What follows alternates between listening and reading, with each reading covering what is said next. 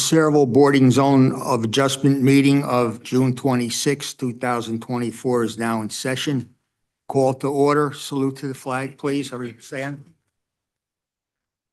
I Pledge allegiance to the flag of the United States of America and to the republic for which it stands, one nation, under God, indivisible, with liberty and justice for all.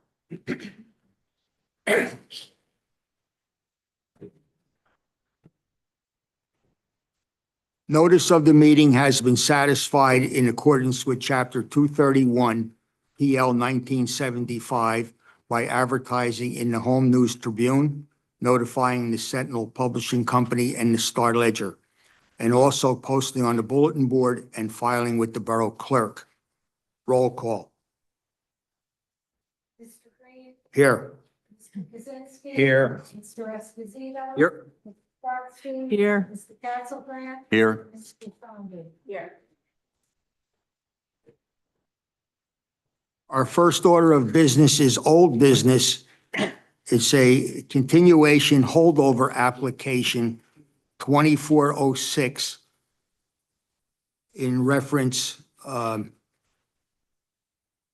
vacant lot on River Road. Mr. Fisher, would you comment on that? Sure. You want to? Mr. Page? Yes, Mr. Chairman, board members, thank you. Michael Page, I'm the attorney for the applicant, Farmington Capital LLC, with regard to that application. The application was previously scheduled for May's meeting, which carried to tonight's meeting. And we respectfully request that be carried to the July 24th meeting date. My client is still in the process of preparing plans for submission. My understanding from having the previous conversation with the board's attorney that matter hopefully will be carried with no further notice. And that's typical, to carry without further notice.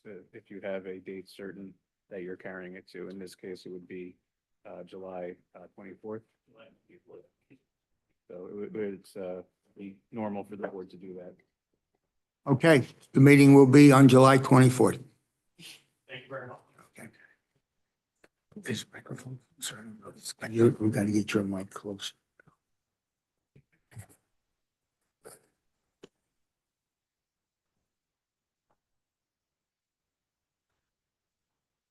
Next application is a holdover application 24-07, 49 Calliope Road.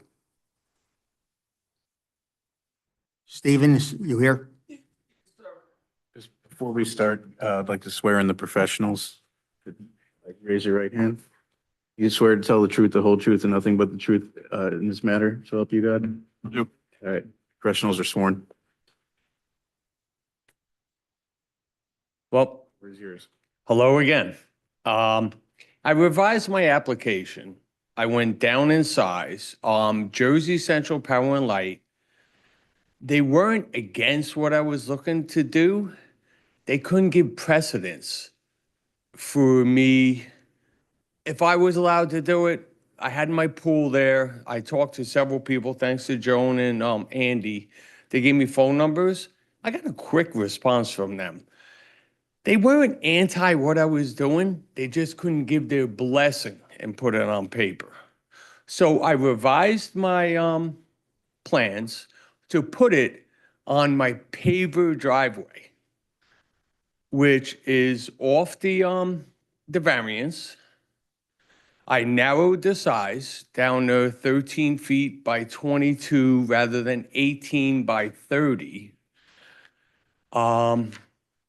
Is it gonna look a little bit odd in my driveway, which I was trying to keep, the appearance for the neighborhood?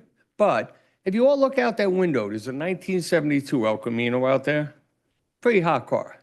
That's what I'm looking to keep in the garage. My 22-year-old daughter drives it. It's part of her inheritance. It's pretty simple. I'm trying to do everything I could do. I'm just looking for coverage. I have several cars, but this is one car I'm looking to cover. I have plenty of feet on both sides of where I'm planning on putting the garage. I believe I'm 35 feet wide from my house to my fence. So it gives me plenty of parking on both sides of the garage. It'll be grounded, it'll be decorative. If you ever seen my house, I keep my house pretty high and tight. And you have the paperwork. And help me out. I have a couple of questions I'd like Go to ahead. ask you. You submitted to the zoning board a new proposal. On this proposal, you have the swimming pool there. Is that there right now? I removed it in hopes of putting up a garage. I so regret taking it down now that it's 95 degrees out. But the pool is removed. The concrete walkway is removed. I'm going in, I'm gonna put sod down. I had my sprinklers moved and adjusted to cover the area it's gonna be green space. Okay, so I just wanted on the record, when you sent us the new proposal here, the pool No is pool. here. So on the record, the pool is removed. Absolutely, 100%. Board have any questions of the applicant? Mr. Chairman, what are the variances, just for the record?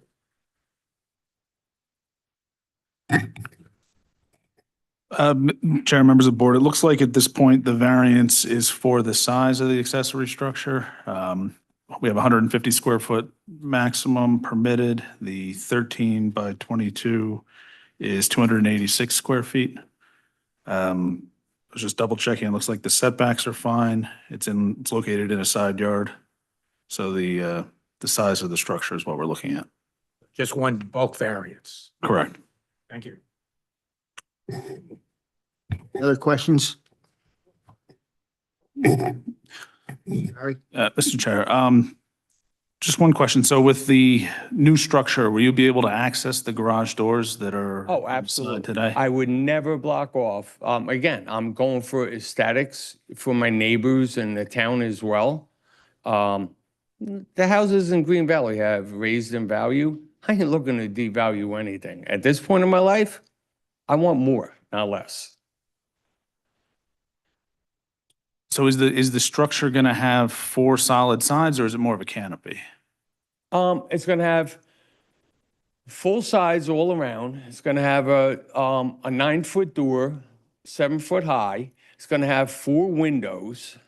It's gonna have a side entry door, so doesn't look like a structure or a shed put up. It's my house. I guess my only question is based on where it's being located and the size of it. I'm just not sure how you're going to get into those garage doors if you have a solid structure 10 feet It's off. fully measured out.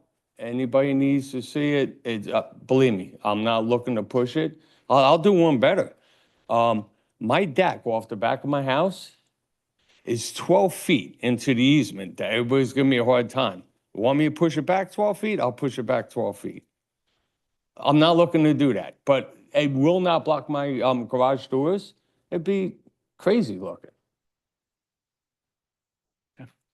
Mr. Chairman, if I might, I have the same concerns and I'd raise the same question. And just looking at the numbers on your plan, you have approximately 38 feet from the easement to where you have your curve in your driveway leading into your garage doors. So if you subtract 22, that gives you 16. You've got 2 garage doors. So I don't think you're going to be able to drive a car into 2 garage doors with only 16 feet. It's more than 16 feet. There's a sunroom off the back of my house that is there and it should be showing on the paperwork It does, but that is in where the, the fence line is. right, but that's in the Jersey Central easement. So from where the easements. But my house is on the easement. So I'm not looking to go past my house line. My deck is past the easement line. I'm 3 feet into the easement. But the board can't give you permission to put even this new garage within that easement area. So what I'm saying to you is if you measure from that easement to the front of your house, it's 38 feet. And you want to put 22-foot garage in 38 feet. Yeah, if that's what the numbers are, but I don't know.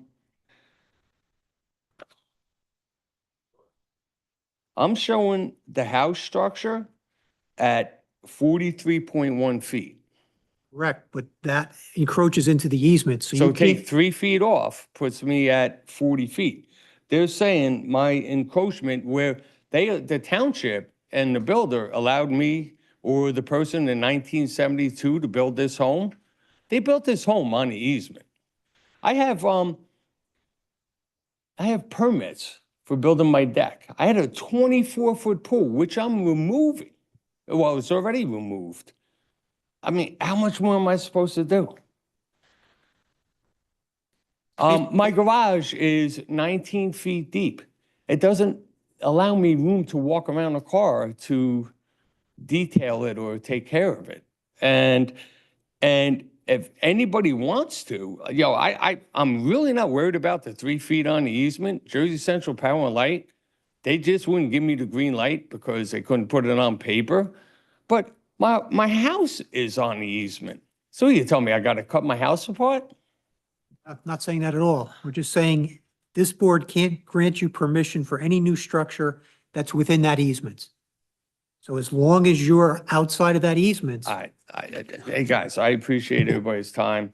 I'm trying the best I could do. I went from 18 to 30 feet. Yeah, you know what? I understand. I'm already looking at other properties because I had a feeling this wasn't gonna go well. it's not that we're saying you can't get permission for it. I just want you to understand that you may not have Let access me to both build it. doors. Let me build it, and I'll deal with Jersey Central Power and Light. We can't do that. It's nothing to do with. Mr. Chairman, nothing to may I- do with the easement. Has nothing to do Yeah, with the easement. Mr. Chairman, if I may. So the side yard setback requirement for an accessory structure is 5 feet. So right now, what we're looking at is it's setback 12 feet, 8 inches is what's shown here. And it's effectively right in the middle of your driveway after you pull in. Had you thought about And sliding I it? could still park a car on each side of the garage structure. Right, but I think if you hear me out, have you thought about sliding it closer to your neighbor's property so that it's 5 feet off the property line? I have a 32-foot Okay, Class C motorhome. you got it. That's its parking spot. So where do I win here other than moving? Just trying to help out, but Oh, no, you got it. I'm not saying anything you guys are doing is wrong. I'm in a tough spot and Yes. I have some tough decisions to make. And, you guys got to cover your ass, and I get that. So It's maybe just, maybe I put up one of those canvas tents and it's just by law, we cannot. We got the letter from Jersey Central, the same as you did. And they're saying that it was in the easement and you're still in it and we can't do my anything house unless you is can in get a the letter. easement. The garage isn't in the You easement. see, I have a Garage in problem with easement? that. You can't say that the left is okay and the right is wrong when my house is on the easement that everybody let them build it. That's easement. That's his garage. Like, there's a major problem that Jersey Central, at the time when the house was being built, they didn't have the balls enough to say, don't build on that. My house is on it. My deck is on it. My pool was on it. Mr. Chairman, I don't think the garage is in the easement. Well, no, I'm not saying it is an No, easement. your garage is not in the easement. That's not what they're talking about. Based on this plan, it's not in the easement, but the concern is that you're putting 22 feet into 38. So you may not be able to have a car drive into your second driveway or your second garage door. That's the concern. Absolutely. I was a contractor. I ran my business out of this township for 14 years. If you guys think I came here and didn't do every single measurement, I got pictures, I got anything everybody wants to say. If you guys want to take a ride to my house, I'll lay it out. I'll mark it out. You think I'm happy about putting a garage on a $30,000 paver driveway? That's why I was looking to put it past the fence line. So, I'm working with it the best I can. And it's not looking good. I'm going to put up one of those tents, those round pole tents that I could take down within an hour or two. And it keeps me out of the sun. I'm not asking to like build an illegal apartment. I'm 61 years old. I'm trying to get out of the sun and play with my cars and watch my younger daughters enjoy older cars.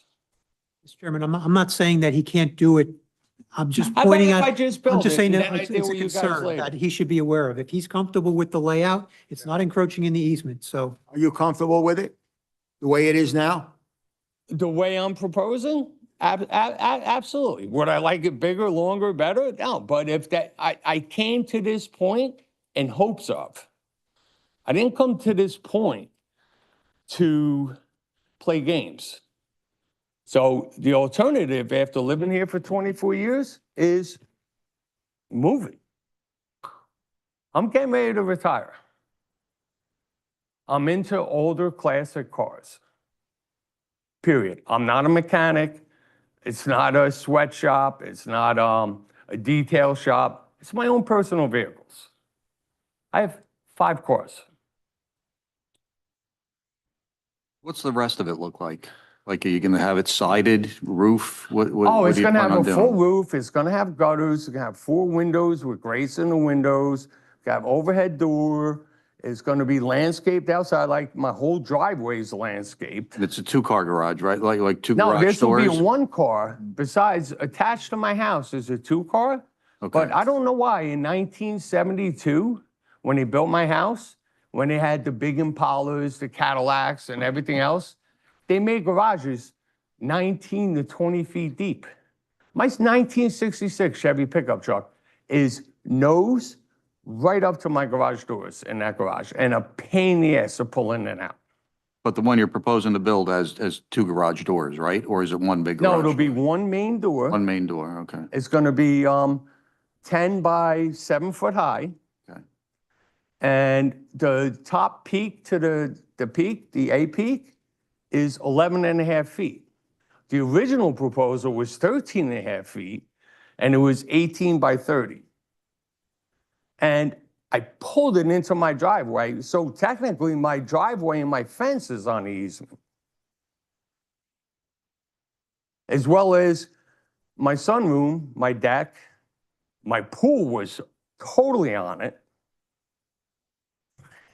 Help me out. Mr. Barry and Mr. Cornell pointed out to you, and you're satisfied with the garage the way it is, correct? Absolutely. Okay. Anyone else have any questions of this? Okay, I want to open it up to the public. Anyone from the public wish to speak on this application on Calliope Road? Anyone from the public wish to speak? Hearing none, I'm closing the public portion. What's the pleasure of the board concerning this application? Mr. Chairman, I move that the application be approved. Do I have a second? I have a motion to approve and a second. Roll call vote. Mr. Green? Yes. Mr. Kaczynski? Yes. Mr. Esposito? Yeah. Mrs. Gottstein? Yes. Mr. Castleberg? Yes. Mr. Duffy? Okay, it's been approved. You understand the situation? Good luck. More than you know.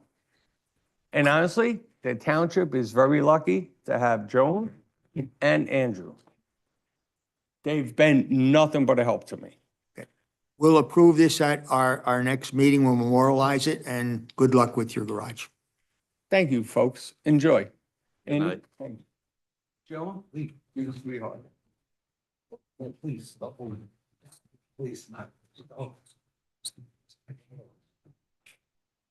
Oh. Our next application is 16-12 Clyde Auto Recycling. Good evening, Mr. Chair. Peter Klauser with the firm Heilbron Pape on behalf of your applicant Clyde Auto Recycling.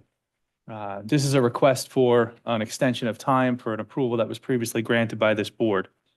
In May of 2017, the applicant was before the board and secured preliminary and final site plan approval D2 variance relief, bulk variance relief, and some waivers. The property is an existing junkyard. It is a pre-existing non-conforming use. That is why we required the D2 variance last time. So the use itself, the operation is there, has been there, and will continue to be there. However, the approvals granted by this board were a significant improvement to the site, and they mainly included the construction of an office and a warehouse to service the site. You have an ordinance that says any variance that's granted by this board expires within 2 years if the applicant does not begin construction. Normally, under the municipal land use law, approvals do not expire. Site plans and subdivision approvals don't ever expire, and the case law, the last time I read it, is that the board doesn't have, or towns don't have authority to adopt ordinances which say that they expire. However, the courts are pretty clear that you do have authority to adopt an ordinance that variances expire. And you have done it, and you've done it correctly, and it's applicable in this instance. What happens with site plans and subdivisions is you lose protection from the zoning ordinance changes. So a lot of times we say the word expire, but that's not really the case. So the site plan, the subdivision, the site plan that was granted, I think is still in place, but your use variance relief clearly has expired. But like I said, the use variance relief was good. It was an expansion of a pre-existing non-conforming use, and it improves the site. Shortly after the approvals, the applicant worked as they normally would to achieve resolution compliance. We were able to secure, as you're aware, the Borough of Sayreville and Mr. Cornell's office does a lot of things internally. So we're able to secure things like soil conservation. We received an approval letter from your planner that the plans met his requirements. That was Mr. Leoncavallo at the time. And we've gotten Mr. Cornell's report down to 3 items. One is the county approval, one is a fire flow test of water, and one was a DEP approval. We have secured the county approval. It's conditional county approval. The conditions are posting the bond, getting a road opening permit. The DEP has recently told us that you don't need an approval after everything we went through. And I have Jack here from Trident that can speak to that a little bit. And then the last item is a flow test that as an attorney, I don't fully understand, but we have Frank Farrell from Grotto Engineering here to testify. And then also I have Clyde Cameron, who is your owner operator, and he can speak to you as to what these delays were and what their plans are moving forward and how quickly they think they can move from here should the board see fit to allow them to rejuvenate these approvals. So if I could, Mr. Chair, I'd like to start with Clyde, have him come up here and explain to you sort of where they're at, what happened during this time, and then I can move on to Frank and Jack to talk to you a little bit about where the actual plans and approvals sit right now. Proceed, yeah. Okay, thank you very much. Clyde, why don't you join me? Do we do another mic or do we do a share mic? I mean, I'm fine with sharing. Please raise your right hand. You swear to tell the truth, the whole truth, and nothing but the truth, so help you God? Yes. All right, you're sworn. Oh, we have another mic. Okay.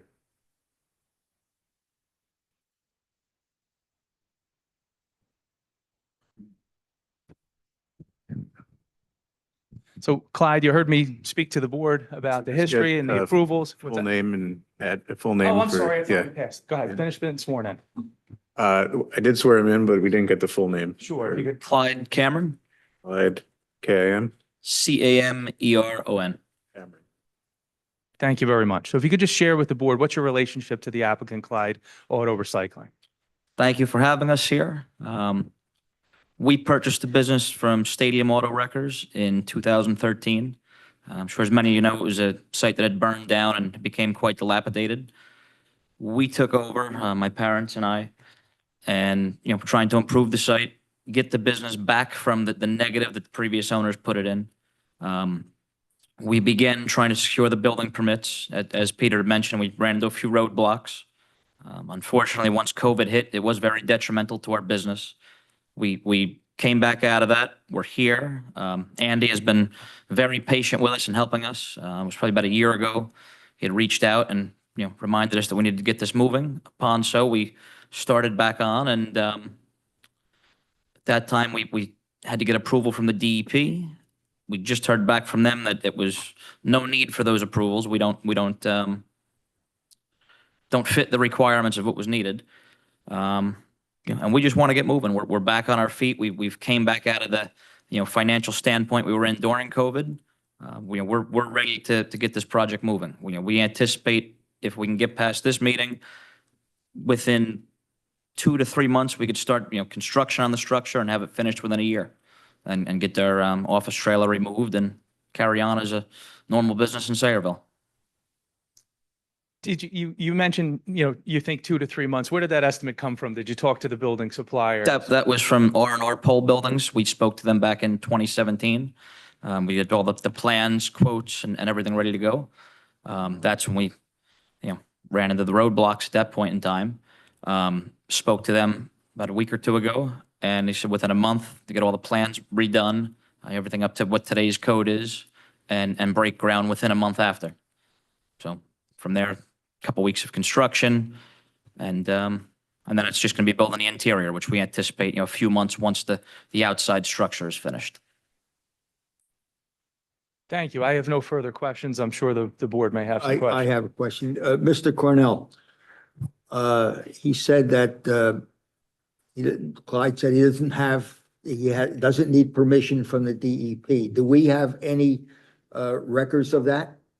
Mr. Chairman, I do not. The last report that we wrote concerning this application was 2019, and as Mr. Clauser indicated, there were 3 items outstanding at that point in time, and I haven't heard anything about the application since then. Do you have the paperwork from the DEP saying that you didn't need anything? Mr. Chair, I brought Jack Kelly from Trident Environmental, who worked closely with the DEP on it, and he could speak to that.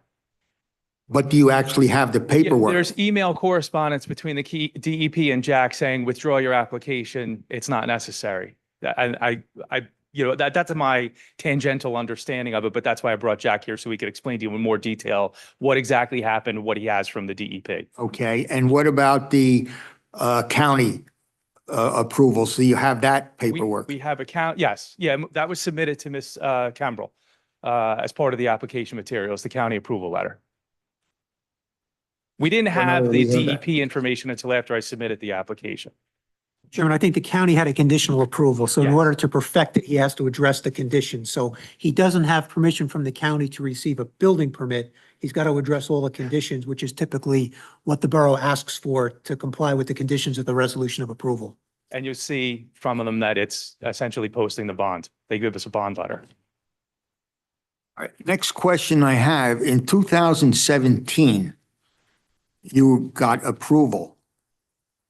And up until now, nothing's been done from 2017 till now. Why? In 2017 is when we were told we had to get the waiver from the DEP, and they weren't very responsive. And then once COVID came, it was non-responsive at all.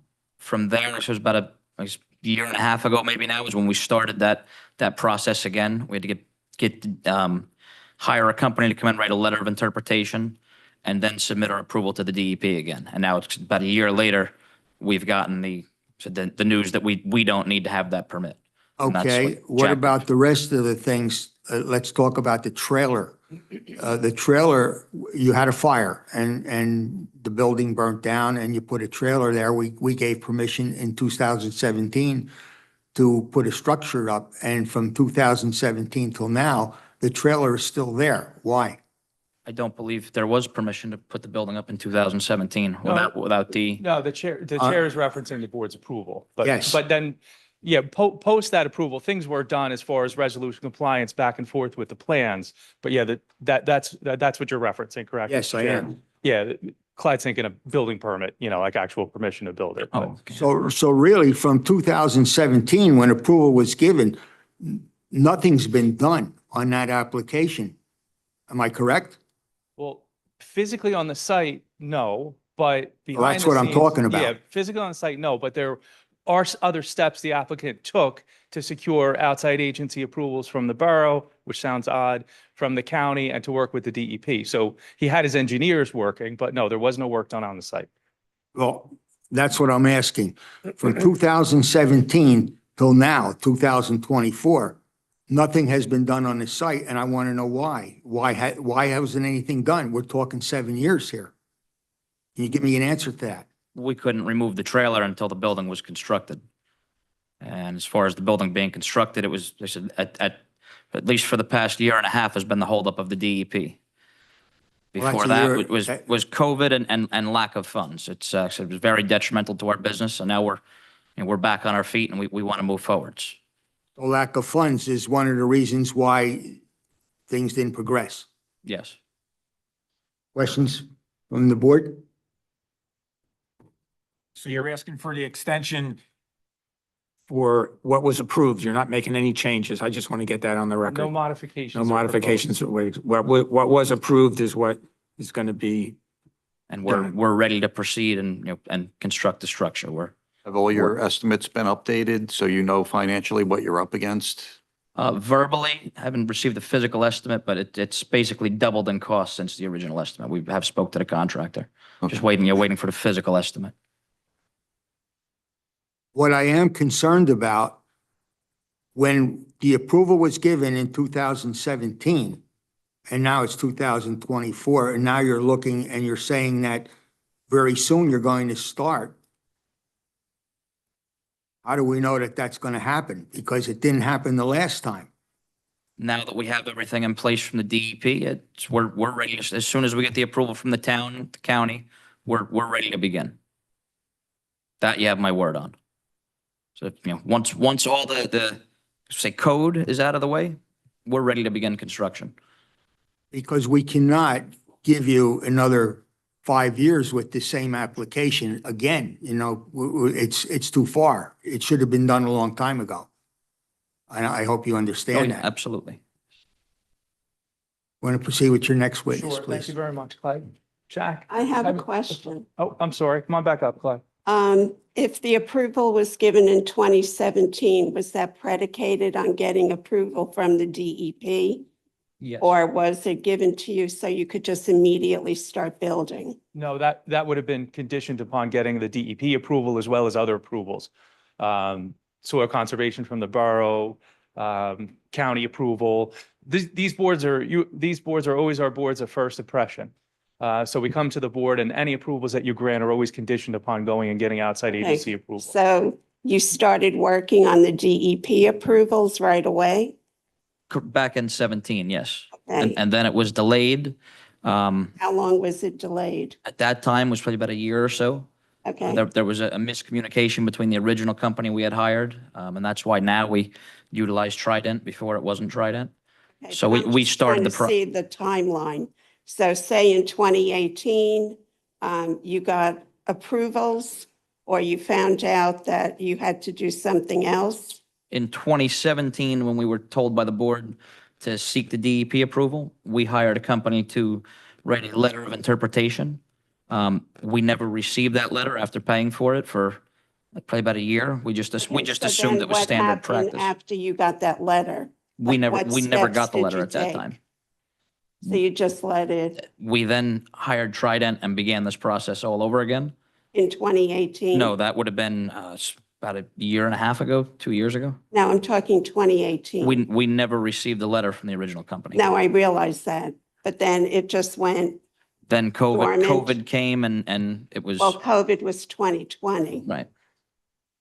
Right, so in 2017, after about a year of not receiving a letter, it's bad financial standing. We worked with it and, Okay, so now your costs have doubled, but you're going to be able to start the construction? yes. And you don't have anything in writing from this company, a written estimate? I don't have a written estimate, an updated one today. I did speak with them, waiting for them to provide the new one. We do have all the old plans from when they did this back in 2017. So verbally, they informed us it's about double. Yeah, but verbal Right. isn't legal. Well, So that's if you get it in writing, how do you know, like, double would be best case scenario. but you know that you'll be able to do it Yes. based on the verbal? Yes.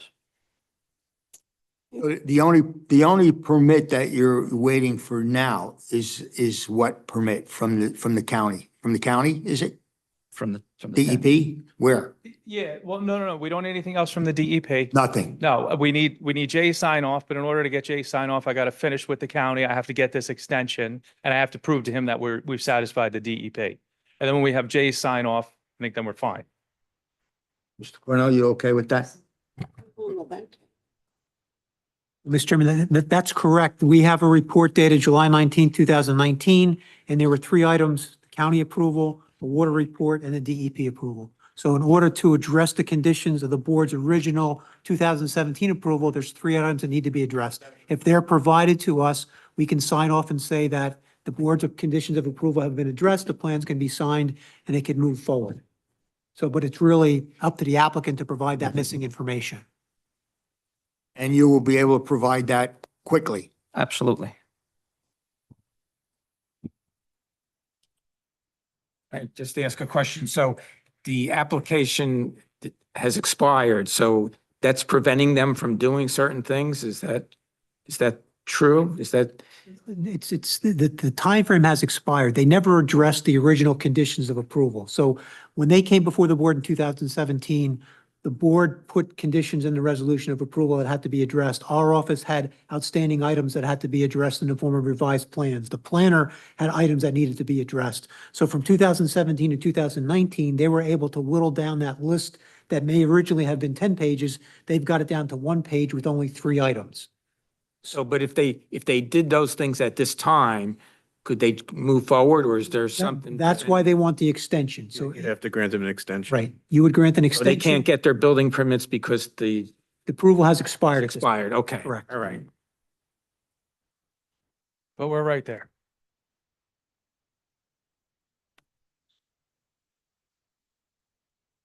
So, Mr. Cornell, the extension that they want, we can set a time limit on that it has to be done within a certain amount of time. Mr. Chairman, I would maybe defer to your attorney, but I know they're asking for a year. Maybe you don't give them a year. If you want to see progress, maybe you give them 6 months, or maybe you give them 3 months to come back to you and confirm that they have the outstanding items. I would, I guess, see if that's appropriate, but Yeah, either of those are legally appropriate. yeah, so if there's a concern about a 1-year time frame, you may want to tailor it to make sure that compliance is achieved.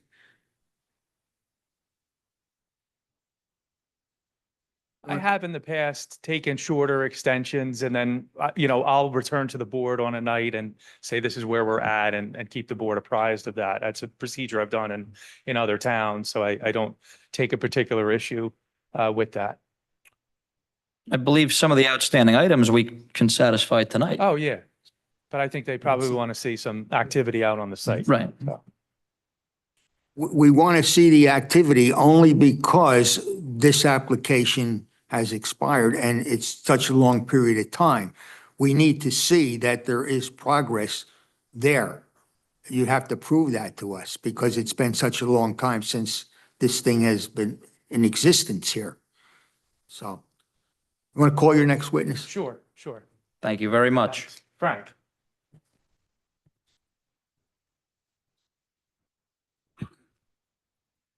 So I'm sworn. Please raise your right hand. You swear to tell the truth, the whole truth, nothing but the truth, so help you God. I do. You're sworn. Thank you. Share with the board your name, your credentials. Absolutely. License. My name's Frank Farrell, Farrell. I'm a licensed professional engineer in the state of New Jersey. I've appeared before the several planning board as recently as 2022 and before New Brunswick on Monday this week. My license is current and in good standing, and I am very familiar with this application. I make a motion, we accept his credentials. Second motion. Okay, proceed. Thank you. You've heard a good deal of the discussion. So if you could just, in a better version than I did, please, just share with the board the approvals that you have secured and what you think is left and maybe like a bit of a time frame of what you think is realistic. Absolutely. So I brought the small version of the materials that we've developed. There's more correspondence and whatnot that went back and forth between our office, Mr. Cornell's office, Mr. Leoncavallo's office, and for soil erosion and the county and a number of other agencies. The short version is, rather than harp on we know the application, we know where we are today. The three issues that are left are the county approval, the DEP, and the water. There's a comment on the water distribution system as part of the proposed construction. So roughly in that order, the county approval, we have a county letter dated, thank you. Sorry, in front of me, October 17th, October 25th of 2017, wherein the county has identified what the performance guarantee should be submitted so that they can release the project for a road opening permit and the rest of the county approvals.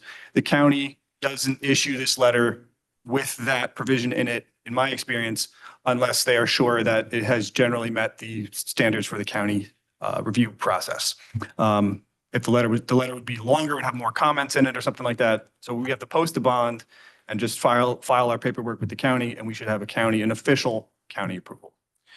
The DEP, as you'll hear from another professional, there's been no need for the application that was submitted after some months of waiting for them and multiple plan reviews. My office prepared the permit plan and then a revised permit plan and then another revised permit plan only for the DEP to finally, my understanding is to tell us finally that we don't require an approval from them. The last issue is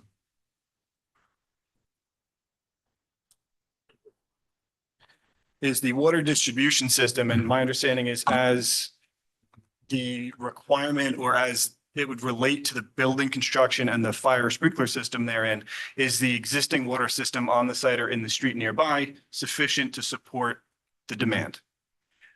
Based on discussions between our office and the Saraville, I believe it's the Saraville Construction Officials Office at the time of around 2019, maybe late 2018, it became our understanding that the building is not of sufficient size to require a sprinkler system.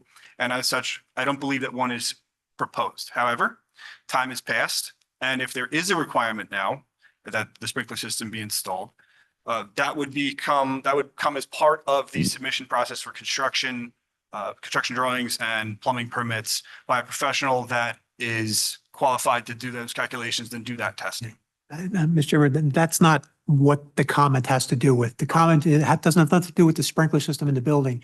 It has to do with the type of construction of your building and whether the borough can provide the fire flow needed to fight a fire. So if you're building a wood construction building, you might require a fire flow of 3,000 gallons per minute.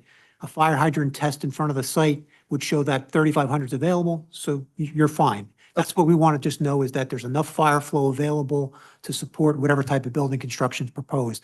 That's typically done by a fire flow test through the borough's construction office and calculations either by yourself or your architect. Sure.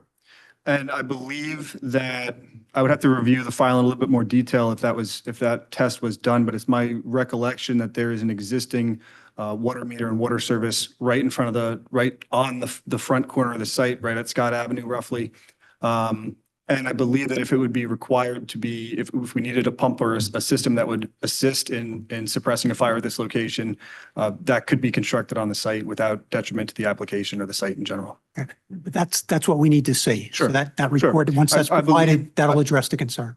Noted. And I believe that we can make the request to have that test performed or confirmed, at which point we can supply the required documentation to your office to your satisfaction. This paperwork that you're talking about, how long will it take you to get that paperwork done? The fire flow test, I haven't submitted one in Saraville recently. So I'm not exactly sure what the turnaround would be. If Jay or if somebody else is familiar with that, I would appreciate the. I can't speak for the fire official, but I would Right. say within a couple of weeks, I would think he'd be able to turn it around. I don't see an would issue be- with that. That would have been my estimate. I Okay, appreciate it. couple of weeks on that. What about the one with the county? How long? The county is, we submit a check and paperwork, and the county may act on it as soon as their next formal meeting, which is probably inside a month. Okay, so we're talking about probably a month for all the paperwork that needs to be done on your end. I believe that is approximately accurate. Yeah, about a month. A submission to the county, keep in mind, obviously, we wouldn't have control over the Oh, the county's county's review. response to us. That's accurate. But They can sit on the it. average is about a month. Yeah, well, yeah, they have I would- meetings every month. I would say 6 weeks, because if we submit the day or the week after they've just had a meeting, you have to wait an entire month, then they have to go through the process of reviewing it, et cetera. But 6 weeks is probably Okay. an okay timeframe. You already submitted it. Yes, we have the letter from the county stating that if we post our bond and submit the rest of the required paperwork, we're good. And submitting the bond is ready to go too. I don't write that check, but I believe that Clyde has indicated that he's ready to move this project forward. Okay. Any other questions? One more. Let's bring up Jack so we can talk to you a little bit about the DEP, if you Okay. could. Jack, come on up and join us. Jack Kelly from Trident, so you'd be sworn. Raise your right hand. You swear to tell the truth, the whole truth, and nothing but the truth, so help you God. I do. Sworn. So my name is Jack Kelly. I work for Trident Environmental. I'm an environmental scientist and consultant, as well as a certified wetland scientist by Rutgers University. I've been doing the land use applications through the DEP on behalf of Clyde's Auto. I stepped in around March 2023, and at that time, it was told to me that we needed to apply for 2 land use applications. One of them was a wetland letter of interpretation line verification, which essentially just verifies the wetland area at the rear of the property. And the other was a transition area waiver for redevelopment. Both of these applications were submitted to the state in June of 2023.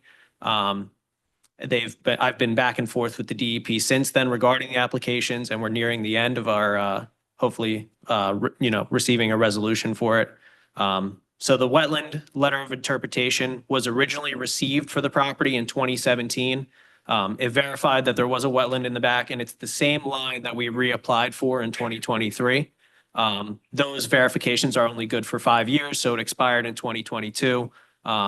And we needed to reapply for it. We've agreed upon the same line. I've been back and forth with the reviewer, and we're just waiting for a formal issuance of the document. It's in its supervisor review right now, so I'm anticipating it should only be a couple weeks at this point. But again, we have nothing in hand besides email correspondence to verify that at this current point.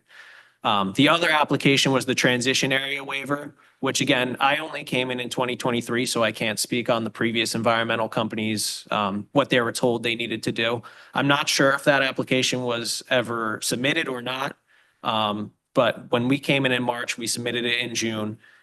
This was essentially saying that part of the property resides in a 50-foot wetland buffer. Although there's no wetlands on the site, there is a buffer on the site. And we're proposing to move several 8 by 40-inch containers around in that buffer area. And to do so, we thought we needed a transition area waiver. So it went by 10, 11 months. And in the beginning of May, the project reviewer from the DEP reached out to me and asked about disturbances in the area, to which we had previously said that the shipping containers were a permanent disturbance. And she let me know that the DEP views the shipping containers as a temporary disturbance. And in order to get a transition area waiver, there needs to be at least some kind of permanent disturbance that is being added to the area. She said everything in that area is temporary and she cannot issue that permit to us and that it's not applicable to our site. Again, this permit is just for the buffer area, moving those shipping containers. But at this point, we had to withdraw the application because she said there was nothing that she could give to us for our submission. We're waiting on the formal withdrawal letter that says in the letter why we withdrew the application, which again is on their side of the table. They told us that there's nothing there that they can permit. Based on your experience, do you anticipate any problems with any of this stuff that you're talking about? Based on my experience with the reviewer back and forth, I don't see any problems. Again, the transition area waiver, we're just waiting on the withdrawal letter. The formal withdrawal request has been sent to the state. And the letter of interpretation, again, I've been back and forth with her. We did a site visit in, I believe it was December. We agreed upon the line, which was already verified in 2017. We're just renewing the same verification we had submitted for. I don't anticipate there being any issues at the supervisor level, and that should be technically the only thing on the DEP side that we currently need for this application. Wasn't it stated that no DEP approvals were needed? By who? By, I did. I was thinking of the transition area waiver. We did have the LOI already, but it's expired and he's renewing it. So right, so put that on me, misspeaking. But it was the transition area waiver because that was the activity in the transition area that was key. correct. So basically, all the permits have to be given before the construction can start, correct? We would need the letter of interpretation before the construction, but I think your testimony was you. Again, I foresee it coming in a couple weeks. At a minimum, we'll say a month. Again, it's at the supervisor level and which my experience with the DEP has always been once it reaches that level, it's a few weeks. And again, that withdrawal letter, I can't say for sure, but I think I'm going to receive it in a couple days or so. It shouldn't take long for them to type it up. And that'll give the formal reasoning why we did not have to get a transition area waiver for the property. So what we're saying here is once we get the letters that he's going to provide, and once the bond is given to the county, then the construction can start soon afterwards, correct? Yes. Okay. And the flow tests. Yeah, the flow test the is flow test, within yes. that time frame. All of these things can run concurrently. Any other questions? I have another one. In March of 23, you did the land use. It was submitted in June of 2023. I picked up, it came to me, I tried in March. It took us about 3 months to get the materials together to submit it to the state. And I believe it was June that it was formally submitted. Okay, and then you said in May, you received what, May of this year? May of this year. It was about 4 weeks ago that, So you waited from June to May of this year, 11 months? well, no, What happened in, Oh, that's all in the DEP's hands. So Yeah. some of these permits generally take up to a year, 6 months to anywhere above a year to receive. We submitted the application to the state in June of 2023. so how are we going to give a 3 or 6 month extension? But we're at the end of that finish line is what we're saying. This is just, by the way, just as an aside, and you can tell, I mean, working with the DEP, it just takes forever. But Jack has just testified, he thinks he's pretty much at the end. with Yeah, the LOI. I mean, the withdrawal is the withdrawal. Again, generally, it takes maybe a week to get a withdrawal letter. I know it was formally submitted on the 18th, with the withdrawal was sent to the DEP. It's now the 26th, I believe. So, I mean, we're right around the time where we should be getting that withdrawal letter, which can be provided just to show, no permit was necessary. And then that letter of interpretation, again, based on where it is on the DEP's data miner, which is available online. I have a hard copy of it if you'd like to see where it is now. I mean, it's at supervisor review, which again, in my experience, generally is about a month. I believe the final back and forth was on June 3rd that was recorded in data miner. So, it should only be a couple weeks now, I believe, until we get a formal letter of interpretation. Any other questions?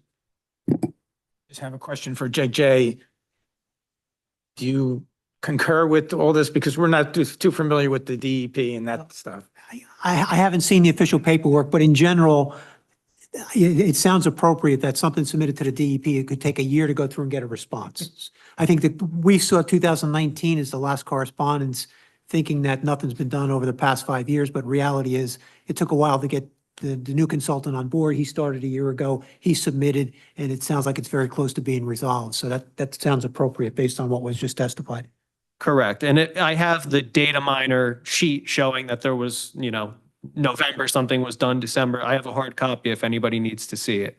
But it's been moving through the DEP's process. It hasn't just been sitting stagnant.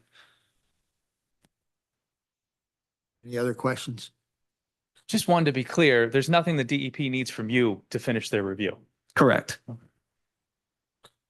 You have any other witnesses? I do not, Mr. Chair. All right, I'm going to open it to the public. Is there anyone from the public here that wishes to speak in reference to this application? Anyone from the public wish to speak? Chairman, I move that the public portion be closed. I close the public portion.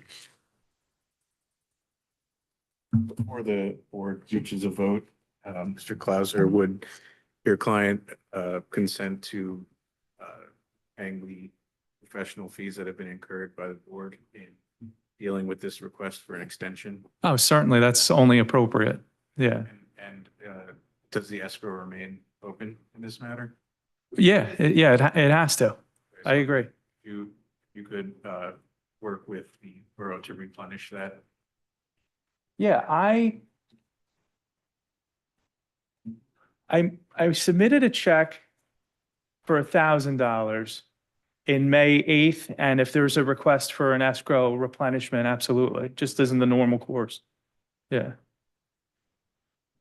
I just want to say that, and I've said it before, my concern is that this site plan was approved in 2017, and here we are in 2024.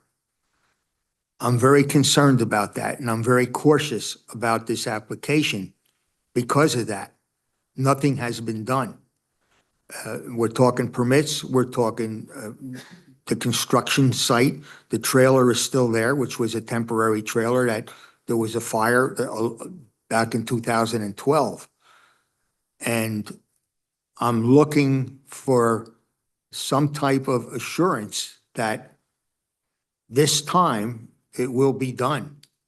I mean, you're assuring me with the permits, but I need the assurance that the construction is going to start because of the time period of 2012 to 2024. That's my concern here. Understood. You heard Clyde's testimony. I think that's what you have to value it on. And if you want to put me on a leash and say, Peter, come back in 6 months and tell me where you're at, if you haven't, finished building or you haven't started, I have, no issue with that. I think in a matter of, it sounds like from what our professionals are telling us, in a matter of 6 to 8 weeks, we should be submitting paperwork to the municipality showing all of these outstanding items being achieved.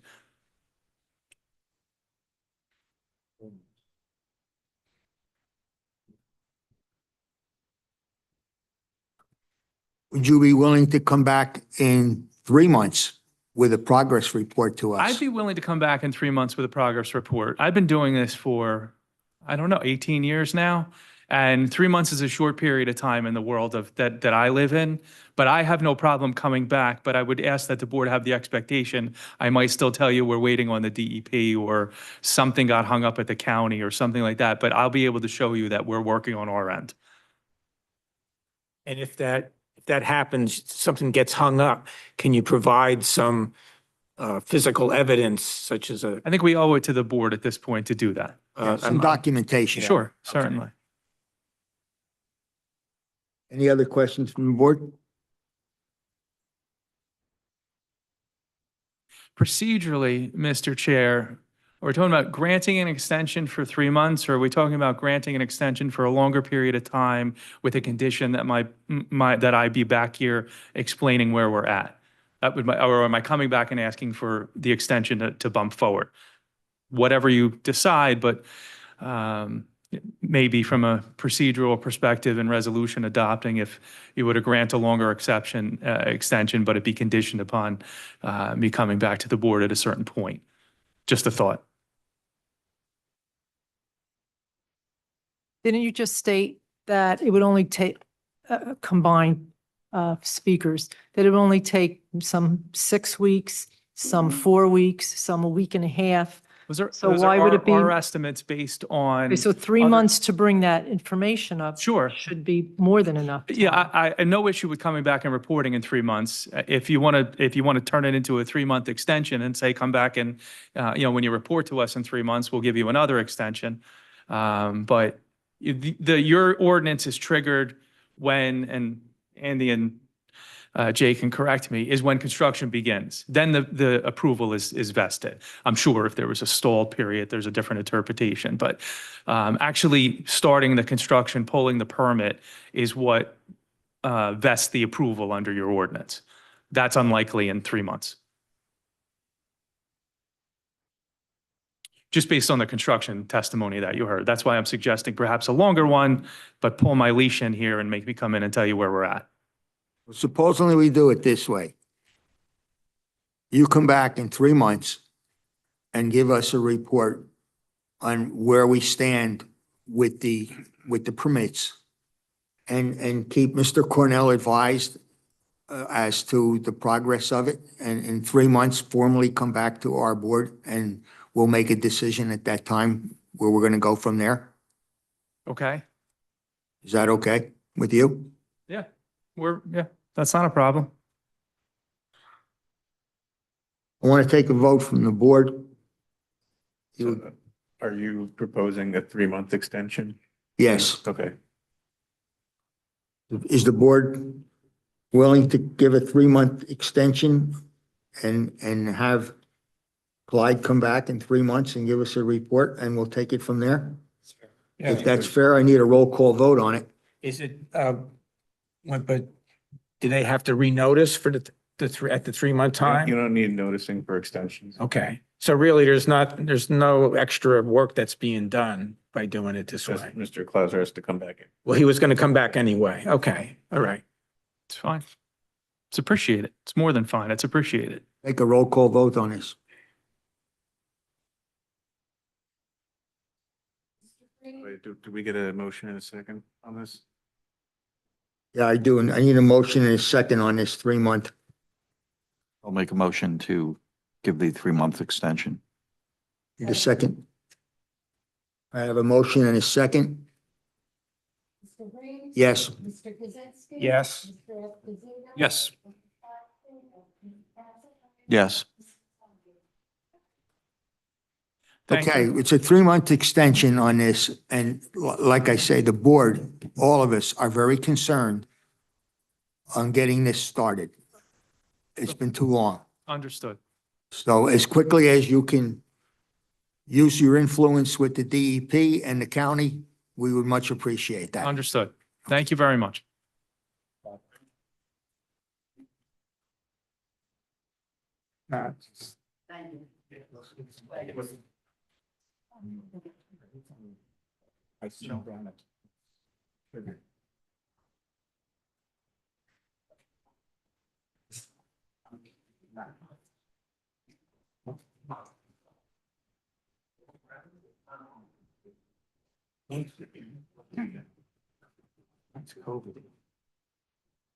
Our next application is 2404 C&W Infinity LLC, 980 Route 9.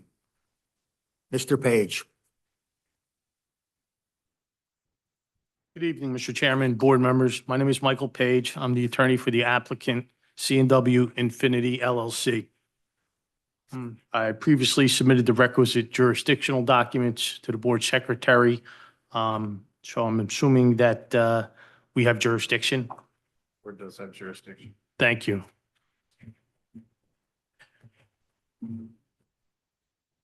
Mr. Chairman, board members, this is an application for a use variance and preliminary and final major site plan approval to allow the applicant to convert the currently existing second-floor office space into 2 residential apartments in the building that's located on the premises.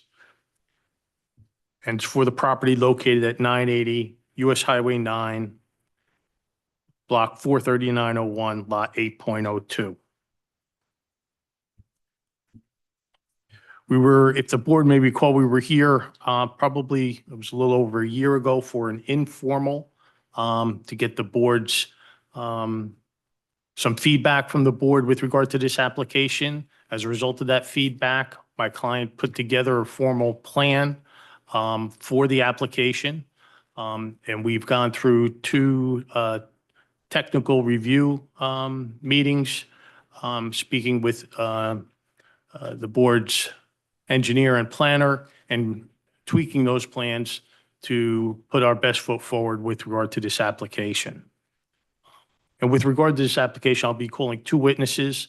The first will be Mr. Wayne Toa, who's the representative of, on half owner of the applicant, C&W Infinity, and also Mr. John Chadwick, who is here, who is a professional planner. So at this juncture, first, I would like to call Mr. Wayne Toa.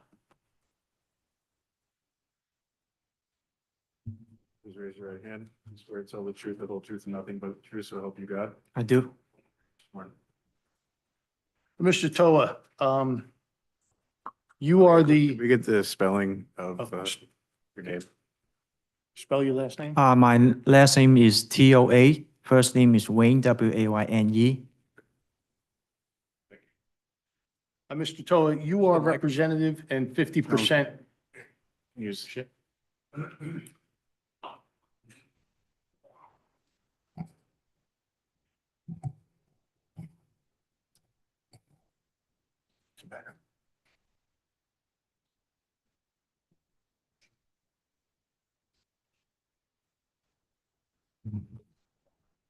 Thank you. Mr. Toa, you are the representative of the applicant C&W Infinity LLC, Yes. okay? And the applicant C&W Infinity LLC owns the subject property? Yes. And if you would, if you could please tell the board in your own words what it is that you're requesting from the board. We want to, from the office building to variant to the residential house. I mean, the apartment. And the details of the plans for your proposed project for the new residential apartments are detailed on the plans that have been provided to the board by Mr. John Riggio, architect? Yes, he's my architect. Okay. And Mr. Toa, I have no further questions for you at this time. I guess it's just as the board can see from the details of the plans, I think there are each 2-bedroom, 1-bath apartments on the second floor. Is that correct? Yes, correct.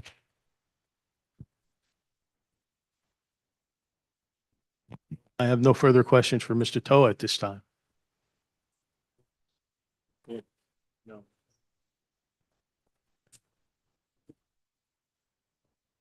If I'm not mistaken, we don't have the actual floor plans of the apartments. You should. There was a revised first page submitted recently, but the board should have plans I don't that were submitted back in, they should be there. You have a copy? Wait, I do. I have it. You want? Yeah, let me. We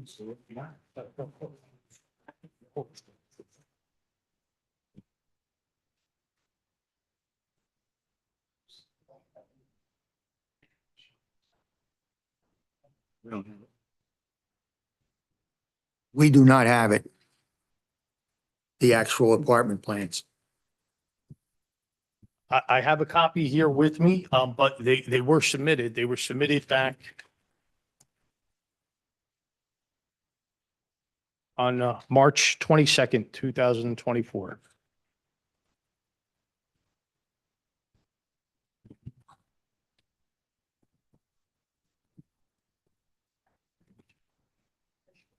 Yes. Here's a copy. We have one copy.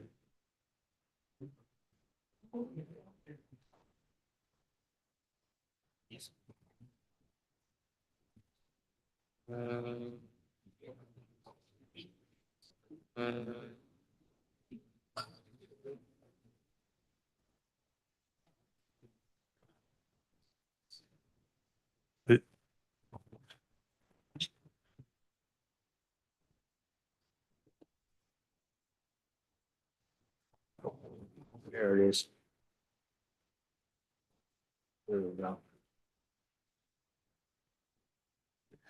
The floor plans, as you, unfortunately, I don't know why you all don't have them. I hand delivered all of the copies of the plans, but the floor plans, were not modified, at all pursuant to the technical review meetings that we had. It was the first page that was revised to reflect, different structure of the parking, adding some more, green space to it, the landscaping, the parking spots, all of that stuff. And I'll have Mr. Chadwick testify to those things that, and addressing the board's professionals' reports. But the layout, as I explained briefly, it's a 2-bedroom, 1 bath, I believe, for each apartment, with a kitchen, dining room, as set forth there. I think each of the apartments are going to have a separate entrance.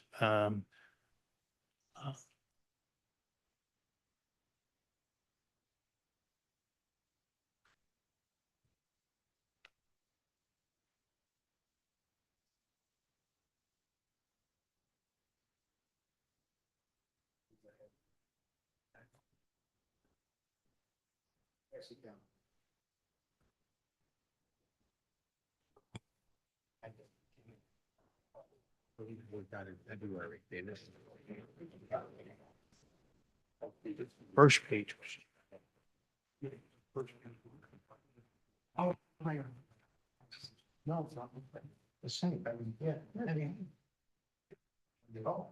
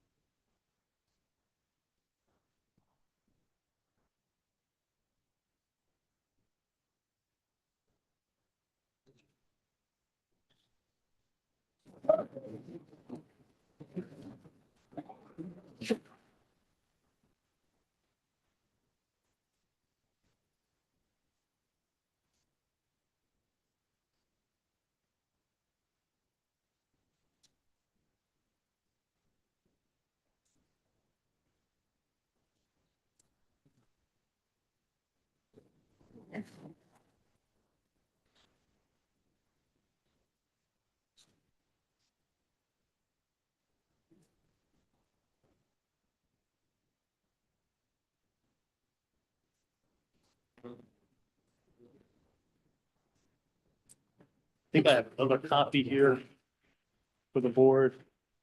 If it, in February, I don't believe any of these floor plans are changed, it's just the first page. Additional copy.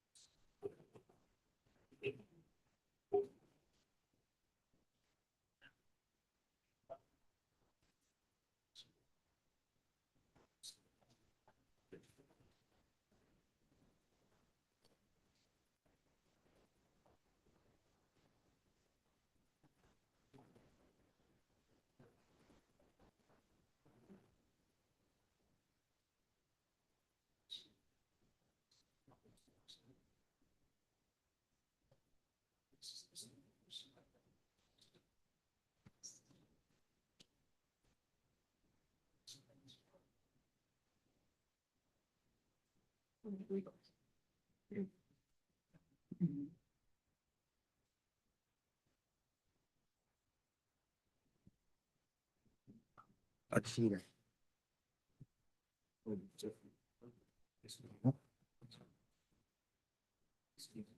Yeah.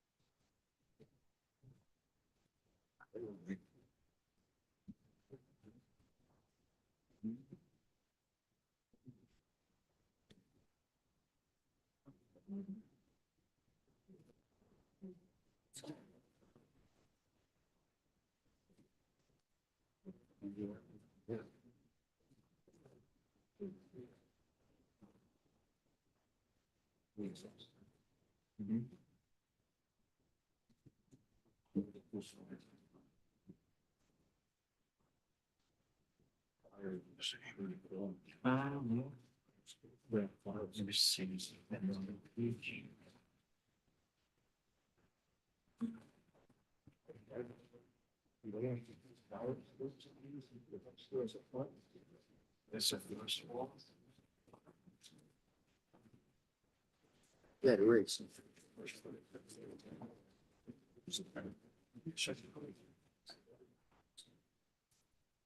Yeah, this is. This is.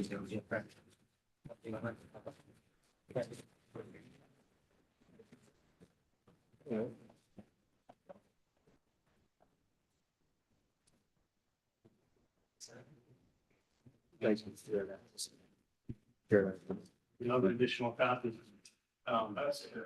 Okay. We're good. Okay.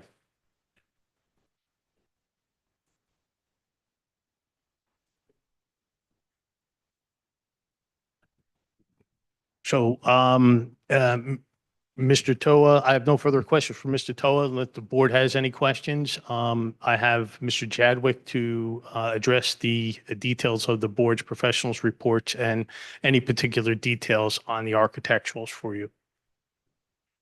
I notice on the plan that we just got, the two apartments, one is bigger than the other. Is there a reason for that? Oh, the one biggest because I want to take it by myself. I want to use it. Are you saying that the one apartment is for you? Yeah. You're gonna live there? Yeah.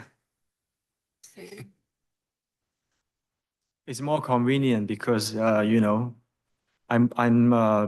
finish the job and go upstairs and sleep. Yeah. So you're really I'm the only, manager of the liquor store. so really, there's only one apartment that's being rented, is that correct? Yes. And you're gonna be in the other one? I'm sorry? And you're gonna I have gotta the other rent one? another one, yep. But I think the size is just a little bit bigger than the, You're in the bigger one? yeah. And how many people are gonna be in that apartment? 3. Me, my wife and son. How old is your son? My son 24. And what's in there now? You have offices? Are they rented out? No, it's empty almost a year. The other apartment that you're gonna rent out, who's gonna rent that out? You? Are you the renter? I can find someone, maybe, No, I mean, but you're the one who's gonna decide who's gonna rent the other apartment. yes. Any other questions? Okay, proceed. Thank you, Mr. Chairman. Thank you, Mr. Toa. At this time, I'd like to call Mr. John Chadwick, professional planner.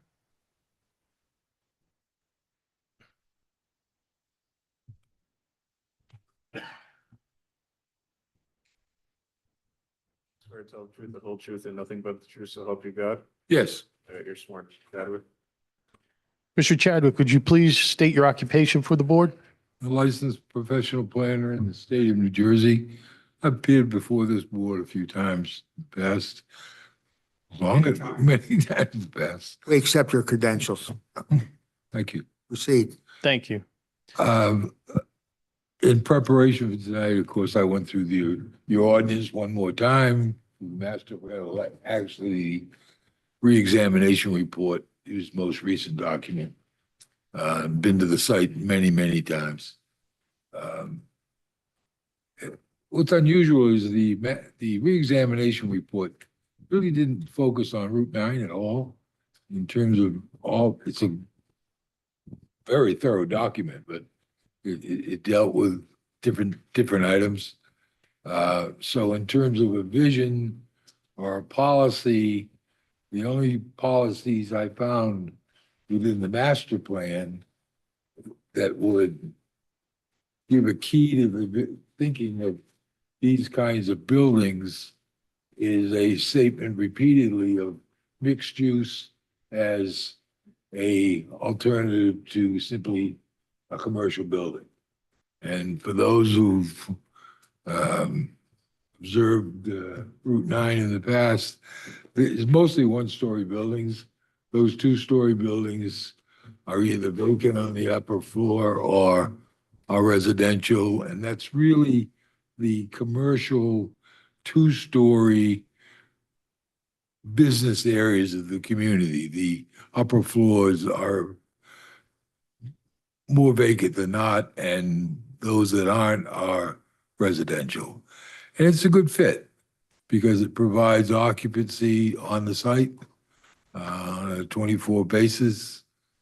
In this particular case, it's, in my judgment, it meets the standard of particular I'm suitability. sorry. Because Could you speak up? I'm having a hard time hearing I'm you. sorry. Thank you. Is that better? The standard for particular suitability, which is raised in the planner's report, the floor plans show that it can be readily adapted to the two apartment units, basically the same size. One of which is unique, that you have predetermined occupancy of the owner of the building. So you're talking about one apartment in terms of a new household. Traditionally, planners referred to these kinds of apartments as worker housing, meaning they were not really for family raising units. They were for workers within a general area and convenient to their employment.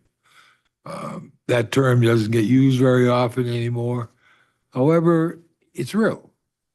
And it provides the opportunity for reasonable housing and a secure location. In terms of advancing the purposes of land use law, which is another criteria that we have to deal with, the site's being improved through landscaping, rearrangement of the parking areas, the dumpster facilities, and supplemental landscape, well, removal of pavement in the back and supplemental landscaping to the homes to the rear. The homes to the rear, there is a heavily wooded area in the back. We are going to remove pavement in front of, if those have been out to the site, there's a white 6-foot-high fence running across the back. And in front of that, we'll take pavement away and put 6-foot-high evergreens, depending on the planner and the engineer's determination. We prefer the Norway spruce and sometimes the Leland cypress is a good tree as well, because they're rapidly growing and fill in gaps. There are really no gaps, but we think we can strategically locate them. So overall, we improve the aesthetics of the site. I think we make the building productive, which goes to supporting the goals and vision of your reexamination report. In terms of negatives, I don't see any real negatives. This building is not so prominent to Route 9 that it's going to change the flavor of what Route 9 is. In terms of change of the face of the building, there is no change to the face of the building. So if you drive down Route 9 and see the building today, and you grant this use variance, and it's converted, the building's going to look the same. What'll look better is the sign is going to have a landscaped island around it. The parking has been rearranged to be more functional. The back portion is rearranged so that the dumpster is enclosed, the landscaping and the PVC fence, the 6-foot-high fence are all there, is in keeping with the buffering, and it's being expanded. So my judgment, the context of this application in connection with the Route 9 corridor, there is no measurement to say there's an impact. Clearly isn't. In terms of impact of the zoning scheme, the building and the improvements are there now. We don't create any additional variances. In fact, this site is quite conforming to all of the zone regulations as shown in the planner's report. So there's no deviations, there's no new variances, there's nothing that infringes on the zoning plan, but for the use as I've explained. Having said that, the final test really is, does it have an impact on the zoning plan? My conclusion, it does not. Does it have an impact on the development of the neighborhood? There's no change in terms of the development other than enhancing the site as I've described. So in my opinion, we've met those particular tests, and I believe the application warrants your approval.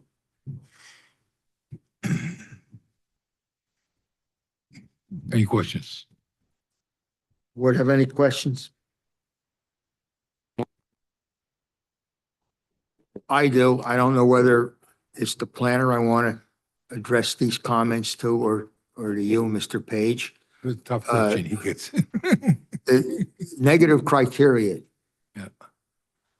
You got two apartments here. Right. Right now, we have testimony that one apartment is going to be used by the manager Correct. and his wife and his son.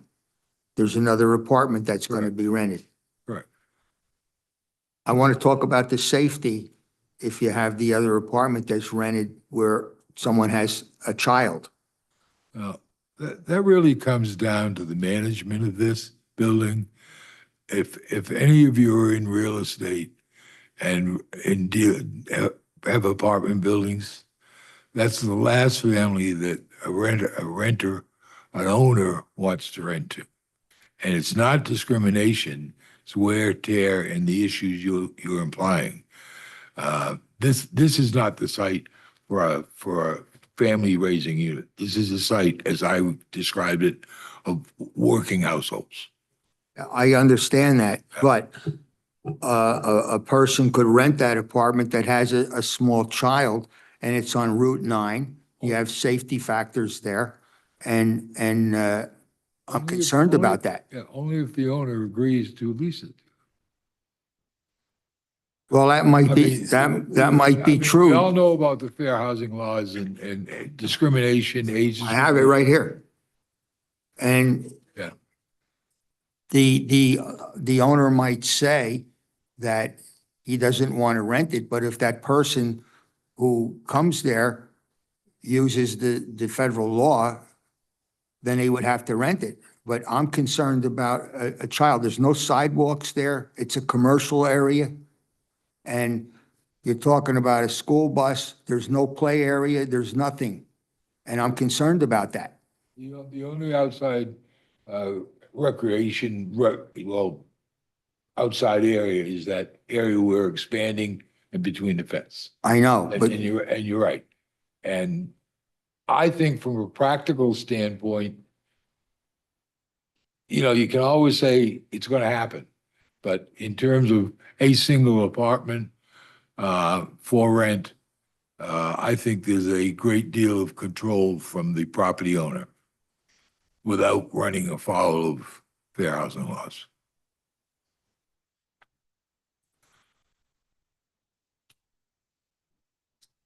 that's debatable.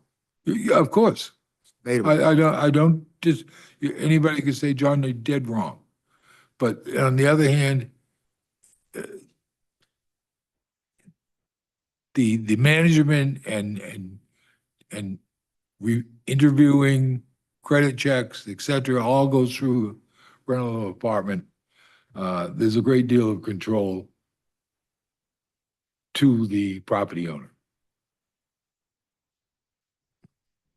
And I think what you had testimony of Mr. Tao was pretty clear in what he wants to do.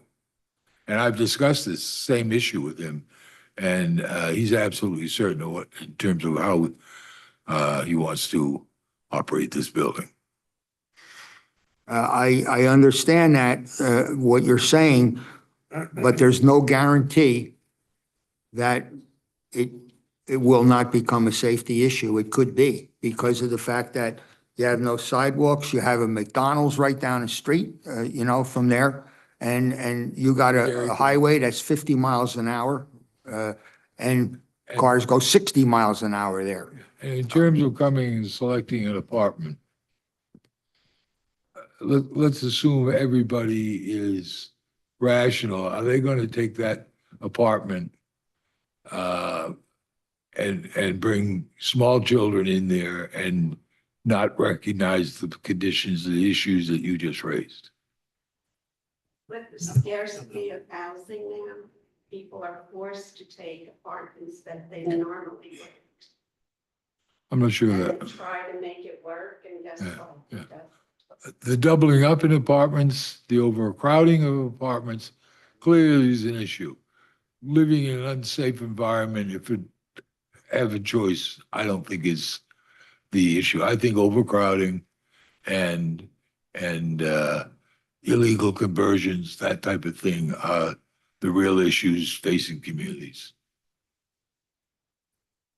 Overcrowding is the biggest issue.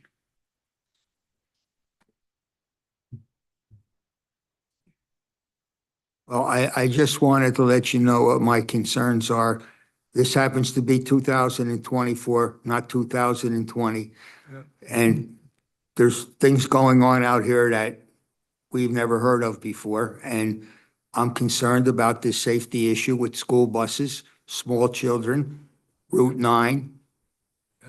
And you've heard the property owner say to you, that's not his intent by any stretch. He's gonna take one of the apartments himself. And just think about it. If you own that building, are you gonna wanna have a family next door with small children? Absolutely not. Is he going to agree to putting that as a condition? Yes. I'm concerned about that. I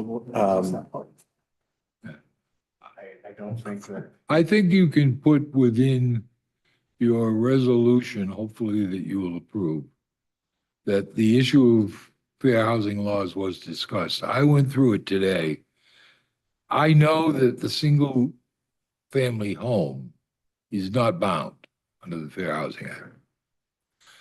I don't know if a single apartment unit has that same exemption because one of them isn't going to be on the market.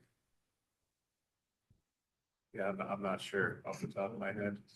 I'm not either, but I don't think that anything here is being discussed in terms of the fundamental issues of the Fair Housing Act, which was discrimination. That's not the issue. Mr. Page, do you have a comment you want to make about this? I would just say that, in light of, Mr. Chadwick's comments and my client, Mr. Toa's comments, I think, it's been expressed as to what, Mr. Toa's intentions are. And I think from Mr. Chairman, your concerns, as raised as well, if you look at it from the opposite perspective of yourself, that yes, if somebody was going to look to rent a place, if they did have small children, that would not be a place.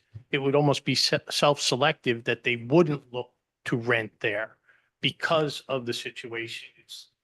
It's not, it wouldn't be, Proper environment. you know,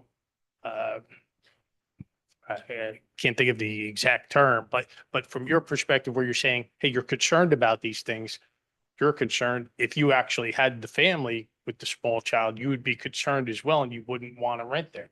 Unfortunately, we don't have sometimes parents that are concerned like you and I would be.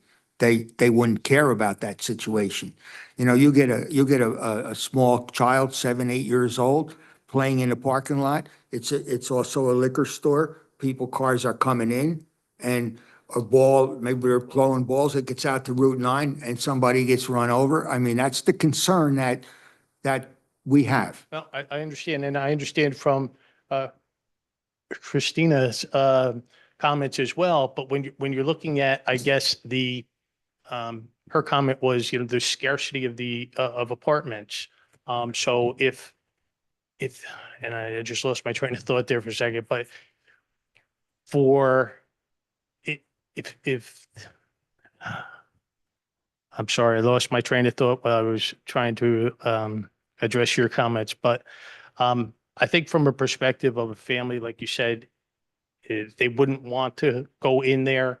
So it's not, I don't know, I'm sorry, I lost my comment. But if he cannot rent the apartment and he goes through Section 8, which is guaranteed government funding, then it's very possible that a family with children will be moving in there. And it just came to me, but what Christina's saying, hey, there's a lot of people out there looking for apartments. So you're looking at that concern. But if there's a lot of people that are looking, the owner or the landlord still has full control over who he rents to. So if I have a family with small children who's looking to rent, and I have a young professional who's looking to rent. It's certainly his decision who he rents it to, and that's not being discriminatory. So if there are a lot of people looking for apartments, then he's going to have opportunity to rent it out to whomever he chooses to rent it out to. And he shares the same concerns that the board has. How many lawyers do we have? So I have a simple question. Sure. The apartment's not rented for 2 or 3 months, possible. And a family comes in willing to pay asking price for the rent and has one single mom and a child. Okay? Can he say no at that point legally? Is that discrimination? I have no idea. That was the question we just raised. Is this a one unit? Because he's going to take, one unit is not on the market.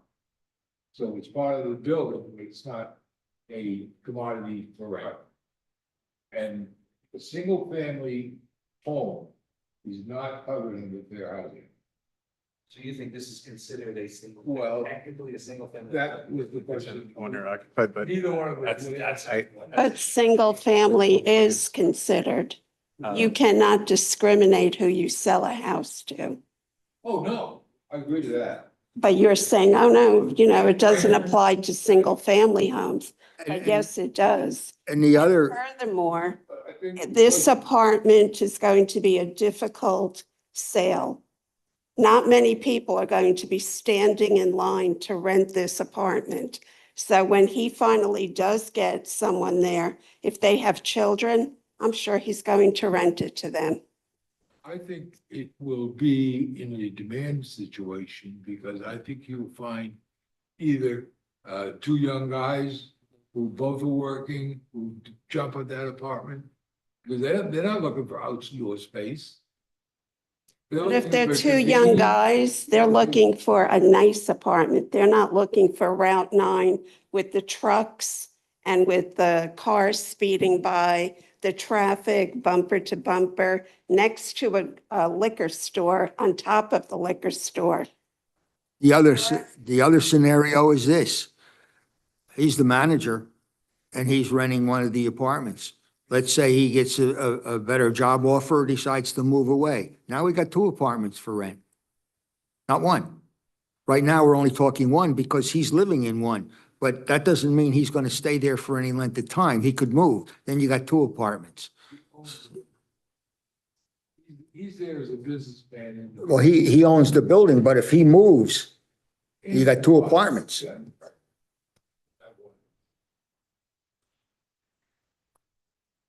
You offer any other alternatives here, Mr. Page? I don't know what other alternatives there is. I mean, right now he's facing a hardship because the office space is not for rent. It hasn't been able to be rented for 2 years. And he's looking to live there and, rent out the other apartment. Everybody's been hit, by everything that's happened in the economy, and things have changed. So office space is few and far between, readily wanting or to be rented, and he's proof of it. So his whole top floor, which he had rented out office space, hasn't been rented in office space for quite some time. So that's the hardship that he's facing, and why, one of the reasons why he's coming before the board today as well. Before we go any further, I want to open this to the public. Is there anyone from the public who wishes to speak in reference to this application?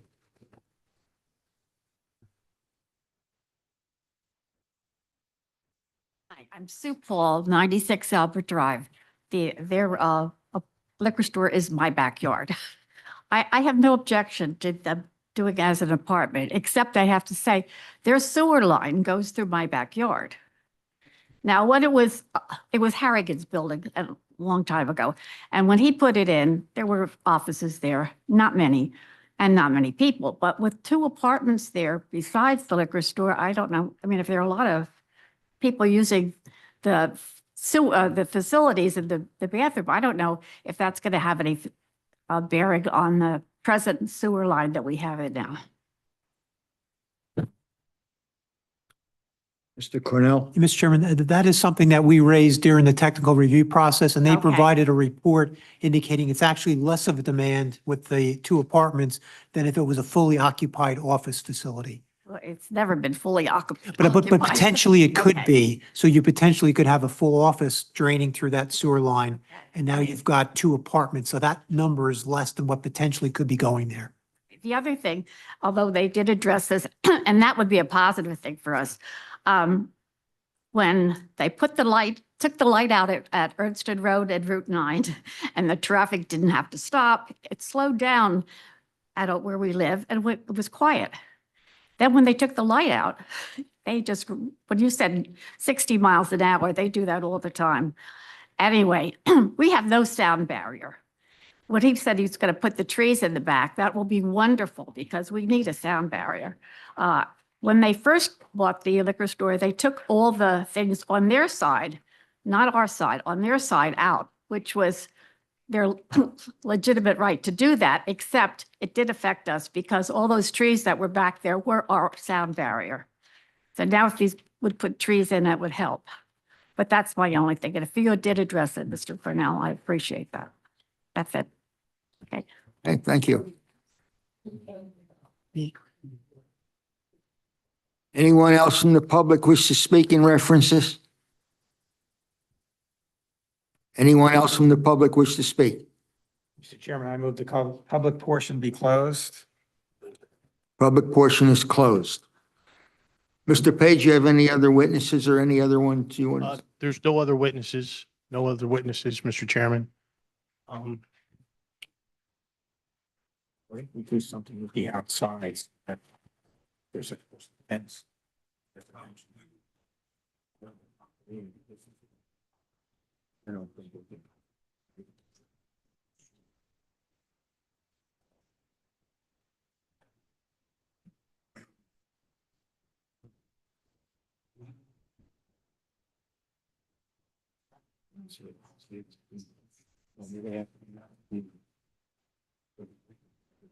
Here. Let's. Want to take a quick break? Sure.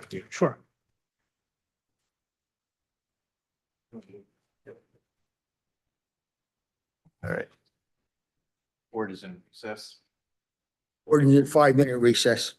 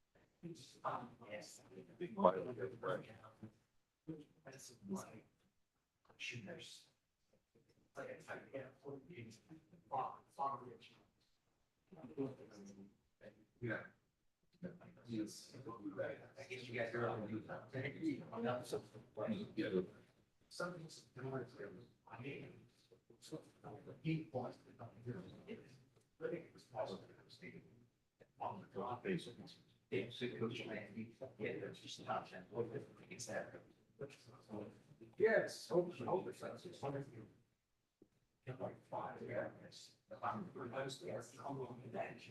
No. Yes. No.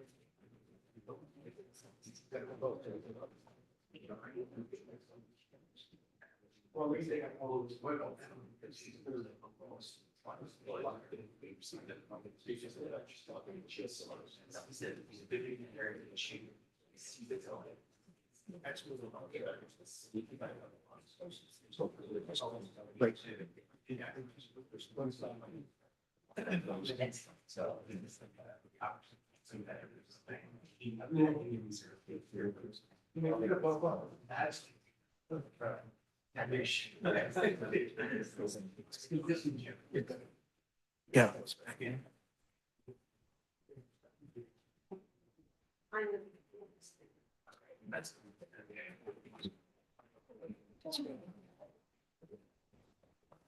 Mr. Page, well, we're back in session now. Mrs. Page, you have something you want to tell us? Yes, well, Mr. Chairman, in light of the fact that we have less than a full board available, and given the discussions that we've had, with regard to the concerns of the board, we'd ask that the vote on the matter be carried to next month's meeting, and it will allow us some additional time to look into the concerns of the board, and it will then allow us also to, or the missing board member to review the audio and make a vote at that time on the application. Yes, we will grant that. We will make sure that next meeting there is a full board here, and we will carry this through till next meeting. Thank you, Mr. Chairman. Thank you, board members. Thank you very much for your time. Good night. You too. Yes, just to be clear, that is, the next meeting is July 24th at 7:30 PM in this building. Carried without further notice. Thank you. And there is listed on that. We should be good, Alex. We're good on that. It hasn't been that long. Okay. I don't think we. Thank you. Thank you, Mr. Chairman.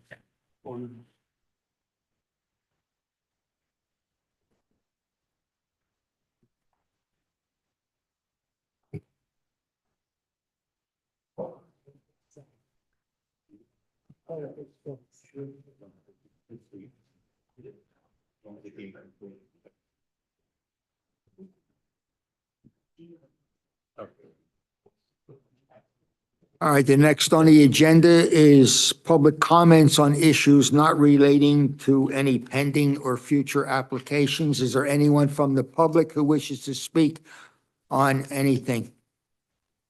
Hearing none, I close the public portion of that.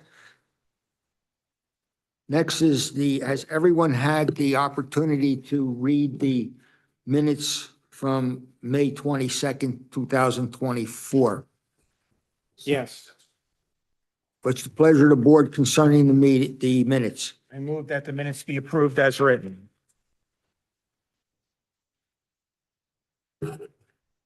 Minutes are approved. Make a motion for adjournment. So moved.